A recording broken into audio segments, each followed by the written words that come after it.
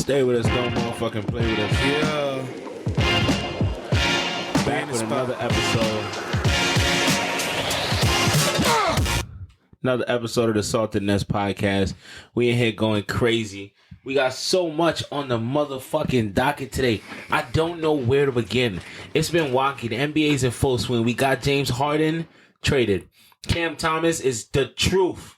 Mm-hmm. All right? It's a long list of niggas that deserve to be called the fucking truth.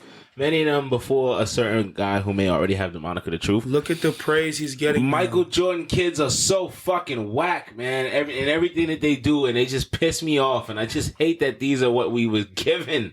Wow. I hate that this is what Mike was given. Wow. Giannis seems poised to do more.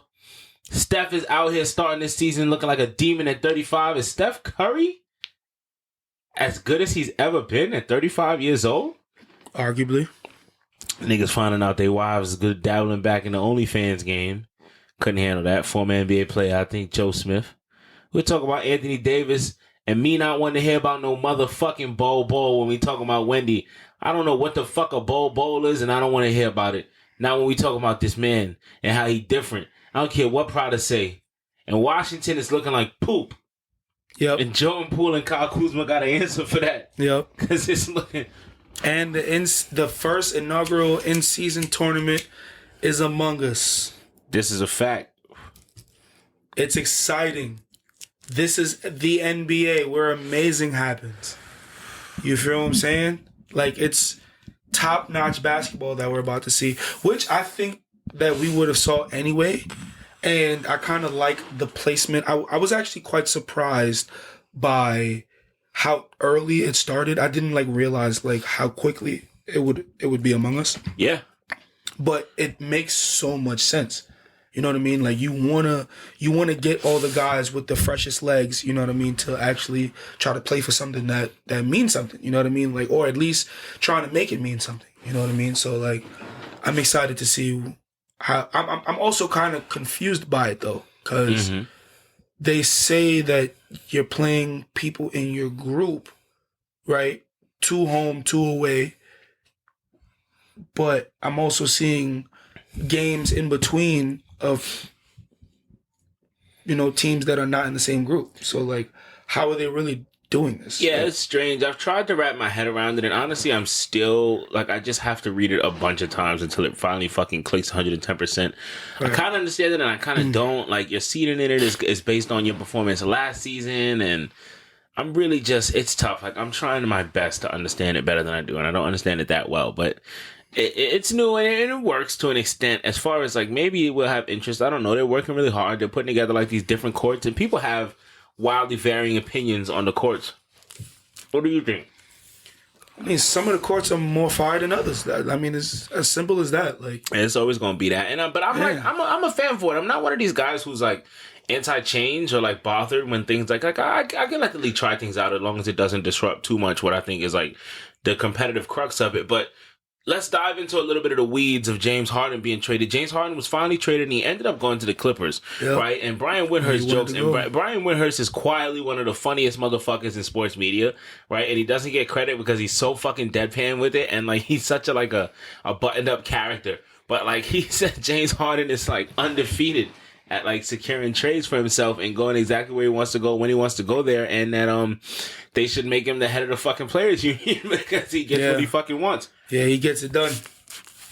He clearly gets it done. Now, via John Hollinger, as reported in The Athletic, the Sixers agreed to send Harden, P.J. Tucker, and Philip, I'm not even going to try to pronounce his last name, to the L.A. Clippers in return for the expiring contracts of K.J. Martin, Nick Batum, Robert Covington, and Marcus Morris Jr., plus a 2028 unprotected Clippers first, a 2026 first that'll come from Oklahoma City, and second-round picks in 2024 and 2029, future pick swap.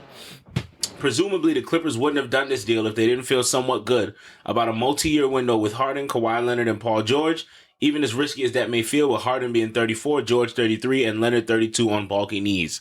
Now, first of all, James Harden on the Clippers, listen, I don't understand. I know that we're in a time where people are just going to be kind of extreme one way or the other. The Clippers have to do their best to try to improve this fucking team. Nobody is saying it. The Clippers certainly won't say it, but this whole experiment has not panned out anywhere near as well as it was supposed to. Wait, what experiment are you referring to? Exactly. Do you mean like just the Paul George Kawhi experiment, or? Yeah, they're not healthy. They haven't been healthy at the same time in important times, and this team has not experienced the success that we almost gave to them as a prerequisite. Like we wrote them in for being massive contenders in the West, and really made it seem as though they were going to shape the story of what happened in the Western Conference, at least have significant impact on it for the last few years. It's been how many fucking years now? Like 3 or 4 years that they've been together, and nothing has really come of this. There was an exciting first year push. And that's what's fucking tough. And so when they swing for a guy like James Harden, they're trying to salvage what this is. And James Harden, for all his flaws, quote unquote, still has a lot of gas left in the tank and is, like, for all intensive purposes, an Iron Man in that sense. And that, like, you can generally count on him to fucking suit up and play. And perhaps leaning on him to do a lot of the playmaking that was a weakness for the Clippers. It's a huge weakness for the Clippers. Like Paul George and Kawhi Leonard being your primary ball handlers is not the worst thing in the world, but they shouldn't be that. Like, you shouldn't have to rely on Paul George to initiate a shit ton of the offense, unless that's like what's happening in order for him to score the ball and perhaps create for others off some of his gravity and his playmaking ability. It shouldn't be the bulk of the possessions, though. It shouldn't be the bulk of his responsibility. You should have somebody who can handle that responsibility. And they tried to solve that problem with John Wall. Obviously, they're taking big swings here because they're trying to fill in the talent with the best thing that they can find. And they're obviously leaning into the whole guard play thing because we haven't seen them take any huge swings at any bigs. And that's a position that they could use shoring up too, that maybe one might argue that maybe they could go for something like that, like a really impactful big, and perhaps survive a lack of dynamic play from the point of attack. But James Harden certainly, if nothing else, gives you dynamism from the point of attack. That's what you're getting here, and that's what you're betting on. But I just don't see what the fuck the Clippers were supposed to do, man. And not to mention, I'm not gonna lie, seeing all four of those guys, and by four I mean James Harden, Paul George, Kawhi, and Russell Westbrook on the floor at the same time, should be fucking electric. You know what I mean? Like, that we have to take into account how old they are and what their injury history is. Right. And this is the first time that all four of them are sharing the court. I don't even think Russell Westbrook should be starting, and I hope by the end of the season. I'm just saying, like, just through rotations and shit like that. Yeah. Like, I could see all four of them. Like, if they were all healthy and they're all available to play, especially, like, in a very important game, maybe leading into the playoffs. Mm-hmm. Like, yeah, like, I could see all four of them, at one point being on the court. And I think that should be, something to fear, you know what I mean, by the opposing teams. You know what I'm saying? So, like, I don't know. Like, on paper, it should look good. It should look good, but who knows? Who knows what's going to happen? Maybe James is going to be the glue piece that, they definitely needed, and get Kawhi and PG off ball a little bit more. But I don't know how Russ fits into this equation too much. You know what I mean? Like, he may have to, like, strictly... I mean, for spacing purposes, it becomes tough with him in this town lineup. Yeah. I guess you could argue that that's been the case with him on any team, and he's found ways to be effective, and fine. If you think that he still has enough to be effective and really impact winning at the level that the Clippers probably need him to at the starting position, then fine. That still is something that we need to see. I just feel like, and you could argue the Clippers gave up a shit ton of stuff. Like, they really fucking allow. If you, depending on how you look at this trade, you could say that they allowed themselves to be fleeced, quote unquote, in service of landing James Harden. But I mean, again, the Clippers, the way that they're selling this whole thing and the way that they've been selling this whole thing is that they're true contenders, and they need to find a way to put themselves in a position where, like, for a season or two, we actually worry about them as, like, being something that could be like a success in the playoffs. And we haven't seen that from them. And it's not for lack of talent. Due to health. Yeah, it's due to health. And due to health. Does James Harden solve those problems? No. Yeah. No, he gives you something else to fucking lean on. He gives you another player that can be really dynamic, who stands to probably be healthier than those guys. But he's not, right? And you got 3 players on the last year of their contract, and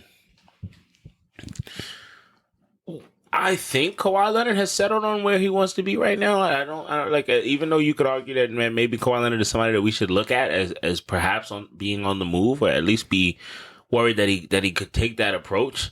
I think that he's kind of like signaled he wanted to be in LA for a long time. If he had it his way, he would have went straight to LA and he wouldn't have been a Raptor. Right. So I don't necessarily think they have to worry about Kawhi. I think they've been good to him.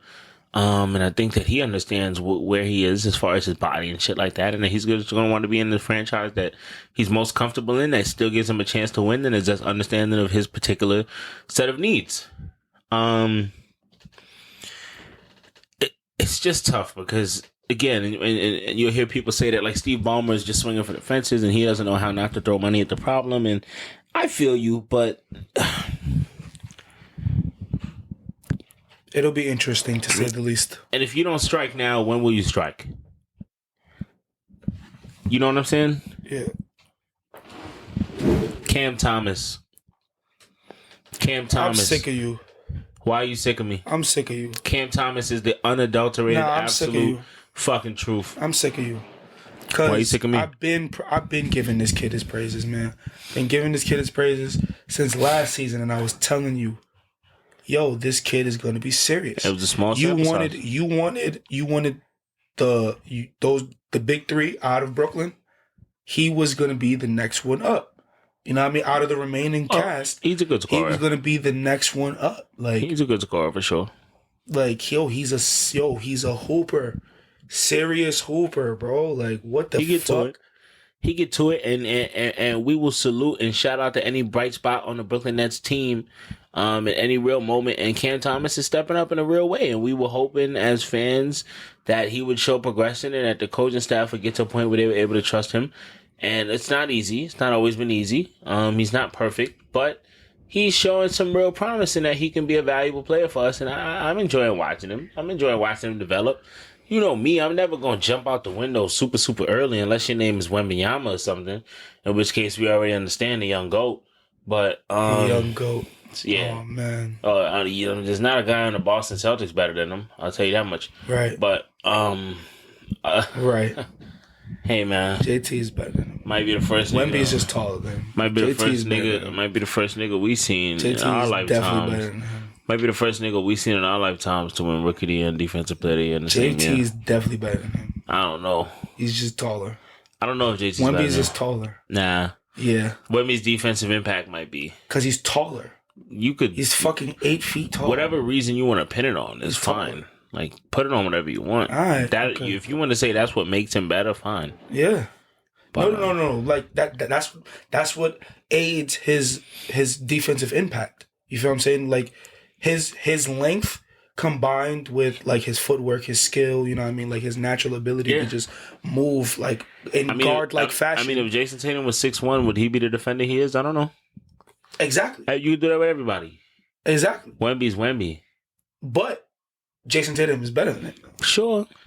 I guess. Like, I'm taking If you're asking me who I would rather have right now for the rest of their career, I'm taking Wemby.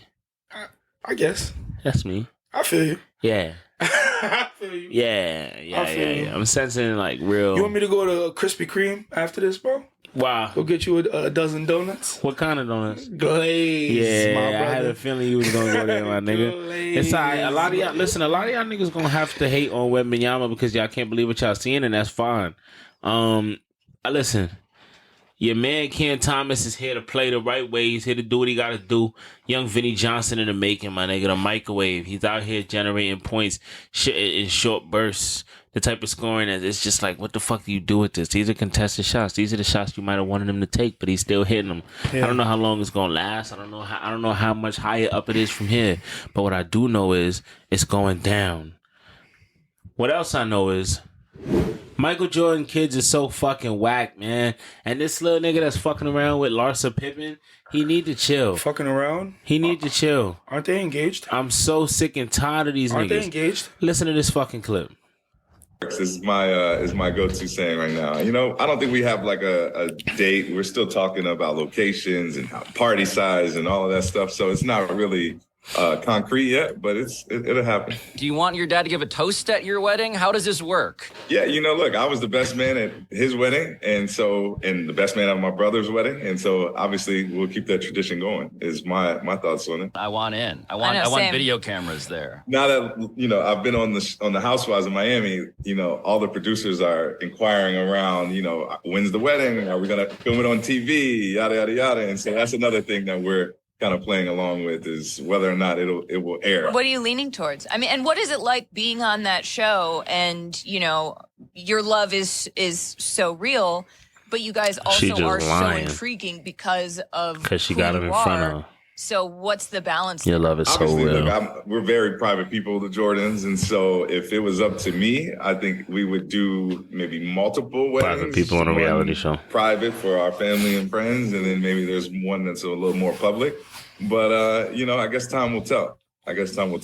These lame ass niggas, man, be Nasty smirching the name. Listen, man, I'm sorry. I'm gonna just keep it funky with you. Like, what are we doing here, bro? Like, you're about to get married to Scottie Pippen's ex-wife. Really?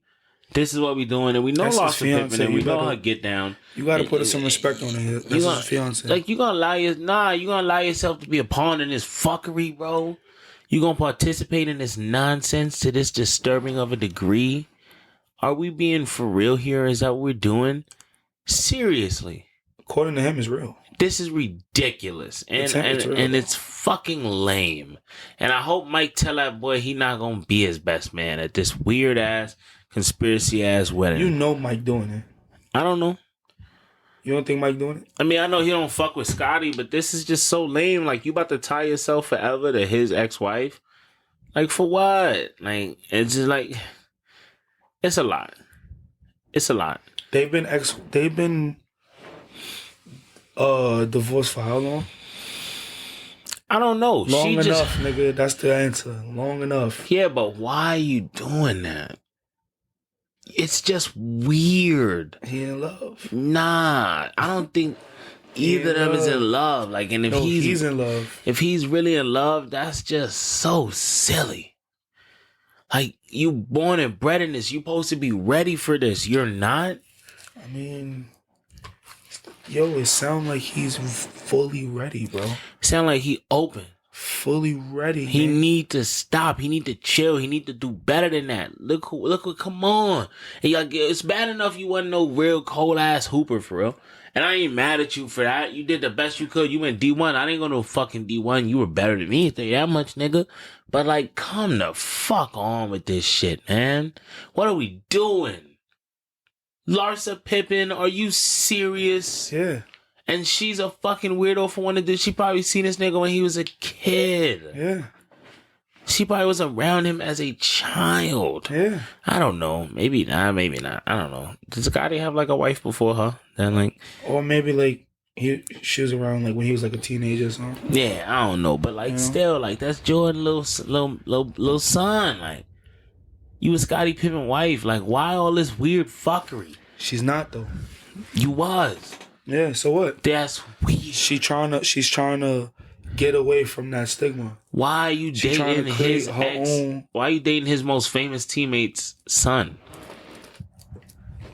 Because that's something that Larsa Pippen would do. And that's why fucking that little Jordan man is crazy. Is she still... Wait, are they officially divorced? They are, right? I don't fucking know. Because if they are, like, why is she still going by Pippen? I wonder why. It's crazy. I wonder why. Like, why? Might be more advantageous to be known as Pippen than whatever the fuck her parents named her. Okay. And then what's even crazier is it's going to be hella beneficial to be known as Jordan. I bet you she dropped that shit when she become a Jordan. Larsa Jordan. It ain't going to be Larsa Pippen Jordan. And it ain't going to be Larsa Pippen no more while she married to a Jordan. Larsa Jordan is type crazy. Mm-hmm. Sharing herself a Pippen and a Jordan. Crazy. She's like, it's like she's collecting Topps cards. Right. She's the truth.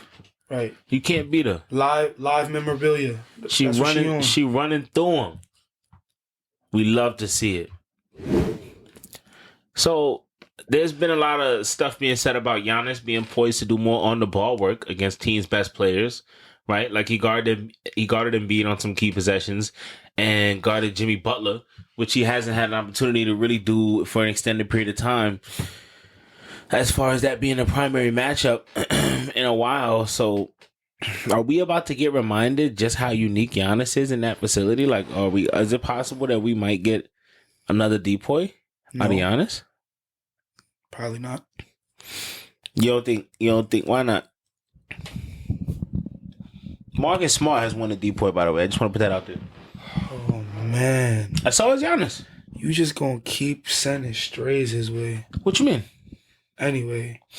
No, I mean, like, we know Giannis is a better defender than Marcus Smart. I don't think that we're going to get a possible depoy from him. Isn't that such a weird space to be in where it seems like Giannis has, like he's just not going to get any more depoys? Yeah, nah. And like, we don't ever really hear about him in contention as much as I think we should. Like, where it's like, it never feels like the chatter is even really relatively high anymore around him as far as being depoy. I mean, I would say this. He definitely is. He definitely may always be in the running for it, especially this season. But is he in the lead right now? No. Fair. You know what I mean? Like, I just think that if he's going to be the primary, you know, like the point of attack on defense, like, yeah, in most cases that may work, but like against guys like you said, like Jimmy Butler or even Joel Embiid, like I think those guys are still going to be able to get to their spots and effectively do what they got to do. You know what I mean?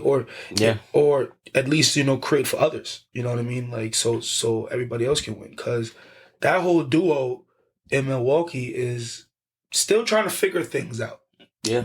You know what I mean? Like it's not a perfect match made in heaven. It's not like, you know, they're firing on all cylinders, you know, right out the gate. Like yes, we know the potential. We can see how dangerous they can be, but right now we see how they're not dangerous. You know what I mean? Like we're seeing all the flaws right now. Like it's kind of up front and you know, just right there. Just don't at us. A campaign trying to get Alex Caruso over there.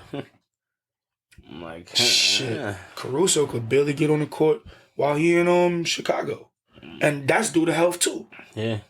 So on defense though, he's a menace. Absolutely. Mm-hmm. I don't know. I just think, yeah, like I said, I think he will always be in the running for it, but I don't think it'll have that big of an impact. You know what I mean? As one would think. Yeah.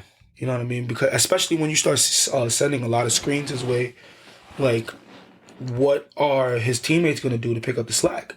You know what I mean? Like, he's going to have to fight over every screen or what? Like, are they just going to switch it? Yeah. Only time will tell, man. And I think that's what we're going to see in these upcoming games of this in-season tournament. As we get closer and closer to, I guess, like, the championship of it. Whenever the fuck that is. Yeah.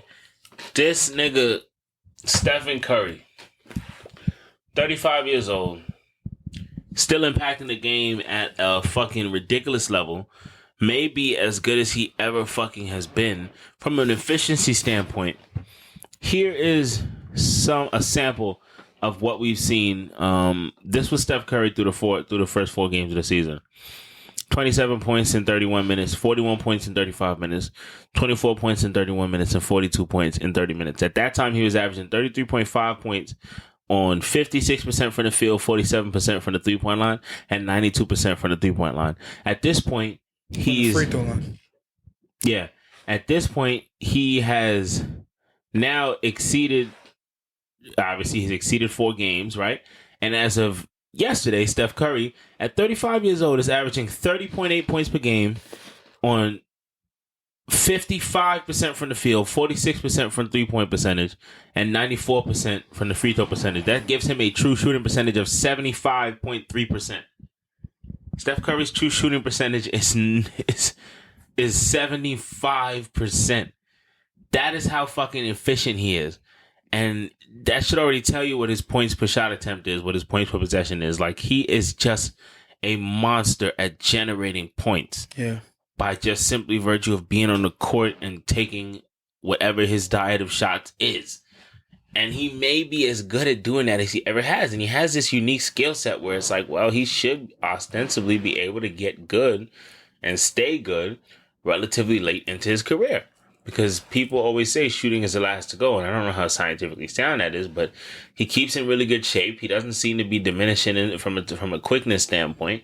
And he's just still able to summon up performances and do things that people just fucking can't from an efficiency standpoint and from filling it up. And he's like one of the best. Like he is like in that way, like if we look at it from like a points per possession and what he's generating, like he is fucking all time from a scoring perspective, like and doing game all of this, changing. And doing all of this without dunking.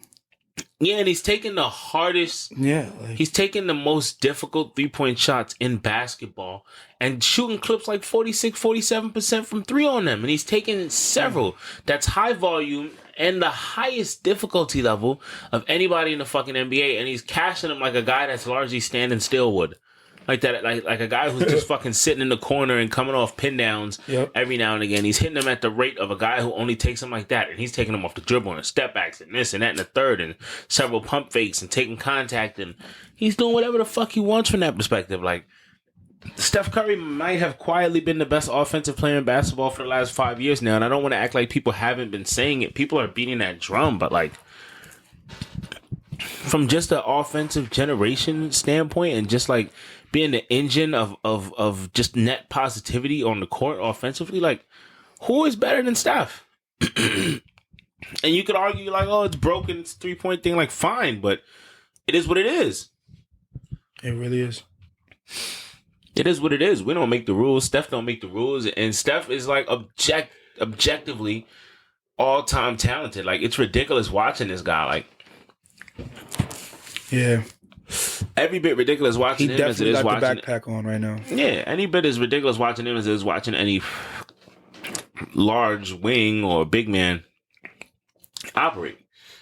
So, I hope that we can value what we're seeing out of Steph right now, because there's no guarantee that you see this level of greatness for as long as we've seen it, and there's no guarantee that you'll see it for as long as we've already seen it. Probably not. Definitely not. He's 35, right? Like he's already played more years and he's going to still play.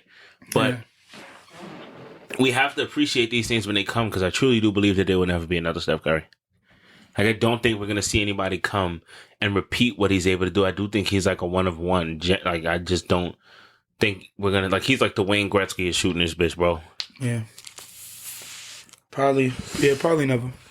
And like I don't even want to minimize his impact to just shooting it. He's a phenomenal finisher at the rim. Like at the guard position, like you'd be hard pressed to find people more efficient than he is at finishing at the rim. Like Steph Curry is a monster in so many ways. He's deserving of his all-time great status. It's not a novelty because of his shooting. It's not what this is. He didn't sneak his way into all-time conversations because he could just shoot his ass off. Like, no, it's so much more than that with him. Even the rep he gets for being a below-average defender, and he's not. Like, he's a good defender. He's limited by being small, but like, okay, like, well, not even small. He's pretty tall, but like, he's limited by, I guess, like, they kind of do hide him on defense a little bit, though, because he's the smallest guy out there. Why wouldn't you hide the smallest guy out there? Yeah, but even when it's like a point guard to point guard matchup, like because he's so small, he, you know what I mean, there are situations where he can't line up against, you know, the opposing teams while a point guard, you know. Well, he's also just not the best option. Like, they have options. So it's like, why would I put... Clay is a better point of attack. Wait, and he's bigger and longer. Where it's like, if we have the options to switch people out and put people where they can go, like, then yeah, like, it does make sense to hide Steph in certain ways because they can't take advantage of him. But it's like, okay, there are plenty of point guards that are just shitty defenders, and it's like, fine. Like, nobody brings that up about Damian Lillard, that he's a shit defender, and Steph is a good defender. There's just certain situations where it's not ideal to have him in, but like... Shit defenders, type crazy. This Damian Lillard is garbage at defense. Like, it's not even... You could argue it's because he doesn't fucking try, but like... Like, I'm not breaking news here. Like, Speaking of good point guard defense, did you see LaMelo? LaMelo's locked down Yeah. possession on Hallie. Yeah, I mean, Hallie went crazy that game, but yeah. Oh man, for the win. Yeah. Oh man, you want to talk about a snipe?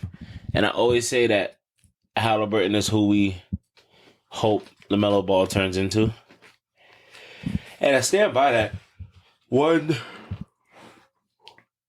possession doesn't change that for me. Like, one possession where, like, LaMelo Ball gets the best of him, especially in a game where, like, he goes fucking absolutely ape shit, doesn't change that for me, where I'm like, yeah, like, LaMelo Ball is 6'7" and Tyrese Halliburton is 6'5", but outside of that, like, just, like, from the skill set and like, what he's accomplishing in the league quietly is, like kind of, like, what we all, like, if LaMelo Ball does what Tyrese Halliburton is doing, I think that'd just be enough for everybody. You feel me? Like, he's shooting 40% from 3 and averaging, like, 20 and 12 and just, like, incredibly low turnover count. Like, Tyrese Halliburton is averaging, like, 12 assists and, like, 2 turnovers or something like that. Like, some stupid shit like that. Like, yeah, he's on it with the high assist games, man, still. And he's not coughing the rock up in stupid ways. Yeah. And, like, yeah, it's really early in the season.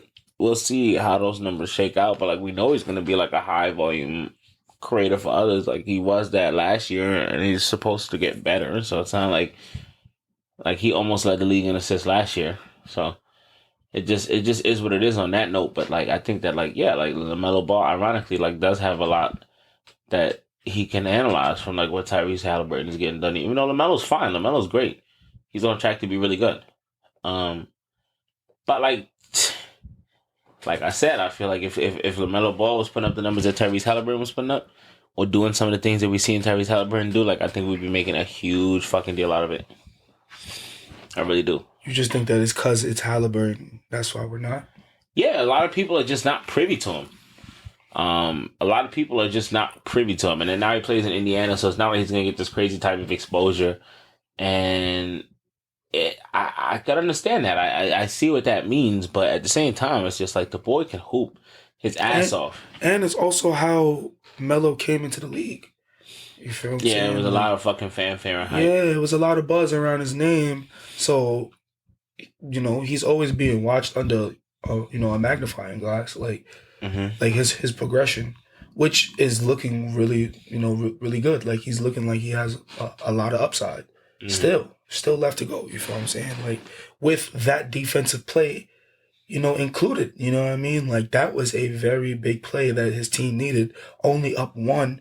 And you got a killer like Halliburton with the ball in his hand. Like, yeah. Like, I feel like anybody else on that squad, like, Halliburton makes that play. You feel me? 100%. Like, so, I don't know. 100%. But, like, that could be a good little rivalry. Who knows? Who knows how they spin it?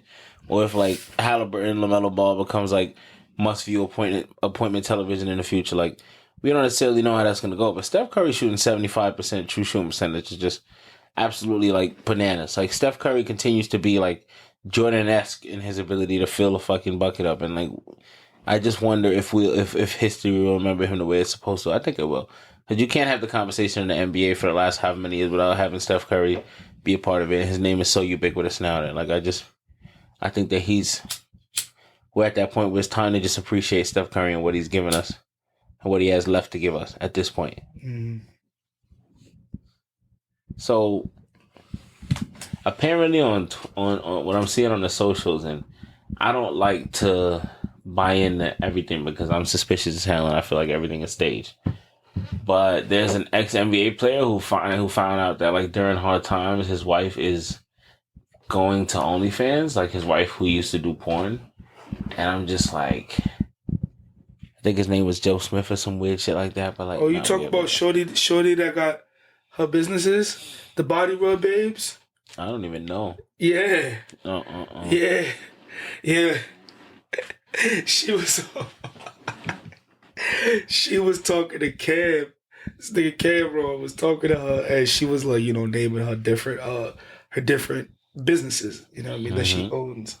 And one of them was a massage service called the Body Rub Babes. You feel what I'm saying? And Cameron was just like literally like all like he was like it was live. It was a live show. Like would you be one of my Body Rub Babes? Like She was like, "Oh, I don't really do that no more." He was like, "But like, would you do that for me? Like, you know what I mean? Like, if I wanted you to be one of my body rub babes." She was like, "Yeah, like I don't, why not?" Like, and yeah, Kev was just kind of just being real straightforward. Like, yo, listen, ma, like I hear what you're saying, but your cleavage popping right now. Like, I'm trying not to be like too unprofessional, but like, can't stop looking at you, Jay. Your shit looking fire. Yeah, it must be over between her and nobody. I don't know. The way Cam was, mom them told her, "We'll talk after." We'll talk after? Nah. Yeah, I think she done with Buddy Boy. We'll talk after. I think so. She got to be done with him then. We'll talk after is crazy. Because to be publicly getting scooped up like that, she done with him. By Killer, like. Yeah, that divorce is pending. Yo, like, man, come on, man. Right? It has to be that. Killer like, about to go snipe that. to be so publicly flagrant, like, the divorce has to be already, like, pending, right? Like, I this don't is... know. Come on now. I don't know, man. She can't be, like, lawfully wedded and like, getting out right. Shorty offered up the body like rub that. babes to kill her. Yeah, like, come on, son. You gonna offer that to a nigga? You know what I mean, come on, son. That's crazy. It's crazy, bro. Honestly and truly, I gotta keep it a buck. I'm sick and tired, bro. I don't want to hear about no fucking Bobo. I'm so sick and tired of motherfuckers bringing up Bobo. Oh, but don't act like y'all ain't see Bobo. He Another like that. nigga who's 7 feet tall who could do this and who could do that. Like, He's like that. I don't give a fuck about none of that. I don't give a fuck about what he like. He is not no fucking Wembanyama. He is not as versatile as Wembanyama. He is not as dynamic as Wembanyama. He is not as actually effective with the things that he does as Wembanyama. He is nowhere near the defensive presence. He doesn't impact that end of the floor close to the level of Wembanyama. Like, he is just another really, really tall person who has an interesting, surprising skill set, and that is to be commended. But he is no fucking Wembanyama. So when niggas like are just trying to like act like, oh, it's a matter of opportunity and how the league invests in you and shit like that and making it like a colorist thing, it's like, no. What we are watching with Wemby is something that is a generational thing. Bobo is not fucking that. Niggas wanted him to be that. He's not that. Nigga, and we not the only people that wanted him to be that. The teams that he was on wanted him to be that too. He wasn't fucking that. Wow. He's not Wembanyama. He's not like nobody thinks Bobo can be a top fucking 15, 20 all-time player. Nobody thinks that. Nobody thinks that. He's not cut like that. Especially on the He got to defensive go out end there of the and floor. show you. No, it's not there. He doesn't have to show me. Go be the best guy you can be, man. He got to go out there and let you know. He can't let nobody know that he's Wembanyama because he's not. Alright. That's what I'm trying to tell you. It's a wrap. Alright. Especially once he, you know what I mean? Once he see y'all, you Celtics, right? Y'all not worried about Bobo. Are y'all? Nah, not Y'all, really. yeah, y'all got a game plan scheme for Bobo? Nah. Why not? Because we got a game plan scheme for them other three killers they got over But there. y'all gonna make sure y'all got something drawn up from Wemby. I mean, Yeah, because you got to. he's the best player on the team. Yeah, he different. He better than Bobo. So it's like... you gotta- Bobo is not the best player on his team. Wemby is. Yeah, he wouldn't, but if Like, Bobo... we're game planning for the best players on their Yeah, team. but if Bobo was on the Spurs, it wouldn't be where it is right now. If Bobo was there and Wemby is not, If Bobo was on the Spurs, he wouldn't have went for no 38 in his fifth game. how you know that? 40 ball.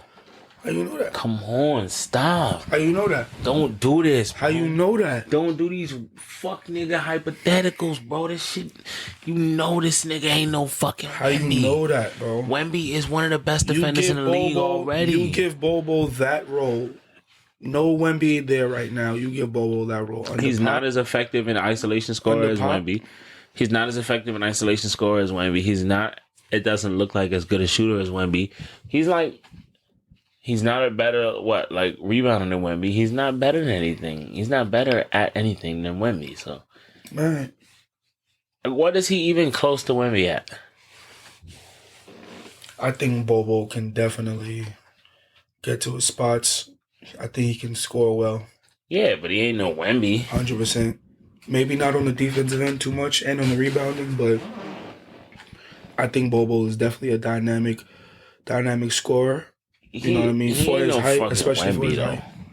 And he damn sure ain't as efficient as Wemby has shown himself to be able to be. Give that boy more minutes, man. Shit. Give That him more nigga been in the minutes. league for a good He only be amount. doing this thing for like 15, 20. He been in the league for a good amount of time. 20 at though. the most. Really just be like 15. Be averaging like 15 to like 18 minutes. Hey, man. We've been checking him out for a long time. He got a lot of grace in this shit, man. He ain't no Wemby, man. That's all I'm saying. I ain't got no real problem with him outside of that. All right. But when they Sound like compare you when they compare you to who they comparing you to, sometimes it makes you have to take a nigga a step back. Mm-hmm. And speaking of taking a step back, Washington is. La basura. I knew that Jordan Poole and Kyle Kuzma being like the best two players on your team, quote unquote. I knew that was not going to end well. I could have told you that from jump, that wasn't going to end well, but I did not know how hilarious it would be the whole time. Like, even from the clip of like Porzingis in the transition, like just playing off him, and then like this nigga Jordan Poole starting his jump shot facing the fucking other basket, and then like trying to turn around and make the fucking jump shot over that guy is just like bananas. And then like him throwing the fucking ball off the glass down 21 to fucking Kuzma is just like, what the fuck is going on here? And I know like those are low lights, and you can just go ahead and find highlights of anybody anywhere, and they'll like make them look really good no matter what. But like, yo, this Washington team is tough to fucking look at, and niggas is getting paid on this team. It's not like they don't have people that are getting paid good fucking money on this team. Well, the main nigga that is getting paid isn't playing like it right now. Jordan Poole has not been playing like he's one of the best players on that team. You know what I'm saying? Like, where the fuck is he? Niggas got to go have a search party for him or something like that, bro. Like, it's looking real bad, bro. Slow. Now, we could chalk it up to slow start, or we could just chalk it up to him having to just adjust around teams really setting their point of attack on him now. You know what I mean? Like, so now, you know, you got to try to like learn how to navigate.